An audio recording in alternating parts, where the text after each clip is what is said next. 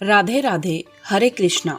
कार्तिक पूर्णिमा, जिसे देव दीपावली भी कहा जाता है, यह दिन भगवान विष्णु और माता लक्ष्मी की विशेष आराधना का दिन माना जाता है। कार्तिक पूर्णिमा का हिंदू धर्म में विशेष महत्व बताया गया है। इस दिन भगवान शिव ने त्रिपुरासुर नामक राक्षस का वध किया था। इसी खुशी में देवताओं ने धरती लोक पर आकर दीपावली मनाई थी। इस पूर्णिमा का व्रत करने से भगवान विष्णु के साथ साथ भगवान शिव की पूजा भी की जाती है।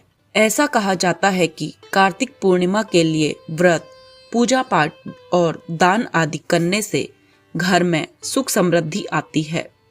पूर्णिमा के दिन किए गए दान से आपकी धन संपत्ति दोगुनी होती है। इस व्रत को करने से माता लक्ष्मी की कृपा भी बनी रहती है।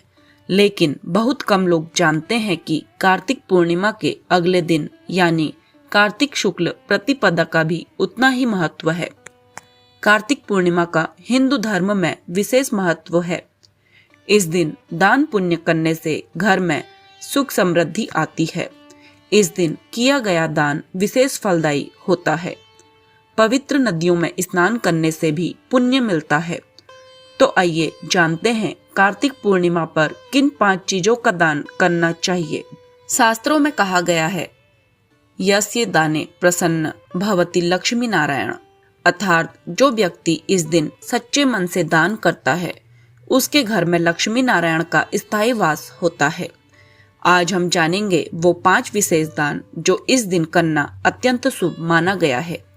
नंबर 1, दीपदान। कार्तिक पूर्णिमा के अगले दिन जल या मंदिर में दीपदान अवश्य करें। एक छोटा सा दिया भी अगर भगवान के नाम पर जलाया जाए तो पितरों के मार्ग में प्रकाश होता है और घर में अंधकार दूर होकर शांति आती है।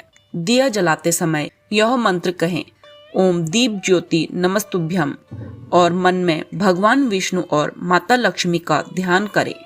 नंबर 2, अन्न का दान। शास्त्र कहते हैं, अन्न दान महादान। यदि आपके घर में कोई भूखा न जाए तो समझिए लक्ष्मी स्वयं रहती है।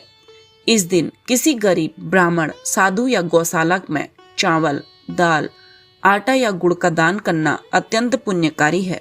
याद रखिए, दान हमेशा प्रेम से दे, अहंकार से नहीं। नंबर 3, वस्त्र दान। कपड़ा सिर्फ शरीर नहीं ढकता, यह सम्मान देता है। यदि आपके पास पुराने, साफ सुथरे या नए वस्त्र हो तो इस दिन किसी जरूरतमंद को दें। यह दान रोग, चिंता और दरिद्रता को दूर करता है। नंबर 4, गौ सेवा या दूध दान। गाय को माता कहा गया है। यदि संभव हो तो गौशाला में हरा चारा या किसी श्रद्धालु को दूध दान करें। जो व्यक्ति इस दिन गौ सेवा करता है उस पर भगवान श्री कृष्ण स्वयं कृपा करते हैं।